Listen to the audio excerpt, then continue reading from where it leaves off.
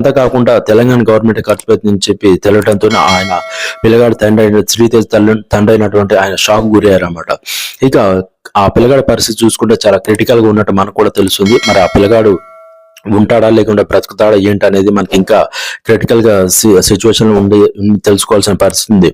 ఇక ఆ పిల్లగాడు బతుకుతాడా లేదా అనేది మనం పక్కన పెడితే ఇక్కడ కిమ్స్ హాస్పిటల్ వాళ్ళు కూడా ఒక దౌర్జన్యం చేస్తున్నారు. అది కూడా ఏంటంటే రోజుకి 1,00,000 నుండి 2,00,000 వరకు ఖర్చు పెడుతున్నారు. అది కూడా వాస్తవంగా చెప్పాలంటే కిమ్స్ హాస్పిటల్లో దాదాపు ఆ పిల్లగాడికి మెదడుకి ఆ బ్రెయిన్ దగ్గర ఆక్సిజన్ అందట్లేదని చెప్పి అబ్జర్వేషన్ పెట్టి పైప్లోని ఆ పిల్లగాడికి ఫుడ్ అవన్నీ కూడా అందిస్తున్నారు.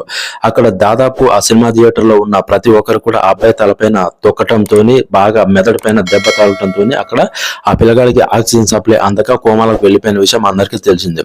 అక్కడ మనం వాస్తవంగా మాట్లాడుకోవాల్సిన విషయం ఏంటంటే ఇప్పటివరకు కూడా తెలంగాణ గవర్నమెంట్ ఆ పిల్లగాడికి ప్రతి రూపాయి కూడా ఖర్చు పెడుతుంది. కానీ ఫిల్మ్ ఇండస్ట్రీ వాళ్ళు 1 రూపాయి కూడా ఖర్చు పెట్టలేదు.